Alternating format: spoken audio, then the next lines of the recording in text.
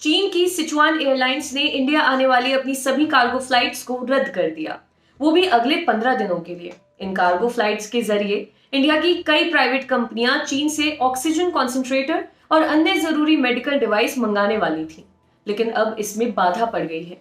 Sichuan चीन की सरकारी एयरलाइन कंपनी है, इसलिए चीन का ये फैसला चौंकाने वाला भी है, क्योंकि 26 अप्रैल को चीनी एम्बेसी के प्रवक्ता ने स्टेटमेंट जारी किया था, जिसमें उन्होंने संकट की इस घड़ी में भारत की हर संभव मदद करने का आश्वासन भी दिया था। एम्बेसी ने अपने बयान के साथ किए गए ट्वीट में लिखा था, भारत इस आपदा से गुजर रहा है, उनके साथ हमारी सहानुभूति है। चीन पूरी तरह भारत को सपोर्ट करेगा, चीनी कंपनियों को प्रोत्साहित करेगा कि वो भारत में मेडिकल सप्लाई और उससे जुड़ी जरूरी चीजें भेजें। सिचुआन चुआनहांग लॉजिस्टिक कॉरपोरेशन लिमिटेड ने 26 अप्रैल को अपने सेल्स एजेंट के नाम एक पत्र लिखा। बता दें कि ये कंपनी सिचुआन एयरलाइंस का ही हिस्सा है। पत्र में बताया गया कि एयरलाइन ने कुछ 6 रूटों पर अपने कार्गो फ्लाइट्स रद्द किए हैं। इसमें जियान से दिल्ली का रूट भी शामिल है। भारतीय समाचार एजेंसी पीटीआई को इस लेटर की कॉपी मिली, जिसमें लिखा था, इस आपदा की वजह से इंडिया में हालात बदल गए हैं, जिस वजह से हम 15 दिनों के लिए फ्लाइट्स रद्द कर रहे हैं। सिचुआन एयरलाइन के लिए ये रूट हमेशा से महत्वपूर्ण रहा है।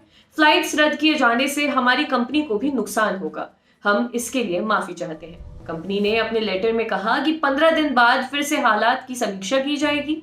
इंडिया में चल रही ऑक्सीजन की किल्लत के बीच चीनी एयरलाइन कंपनी का यह फैसला झटका देने वाला है। सिनो ग्लोबल लॉजिस्टिक्स से जुड़े सिद्धार्थ सिन्हा ने पीटीआई को बताया कि भारतीय व्यापारियों की चीनी कंपनियों से एक और शिकायत थी, वो ये कि इस आपदा के बीच उन्होंने मेडिकल डिवाइस की कीमत करीब 35 से 40% बढ़ा दी।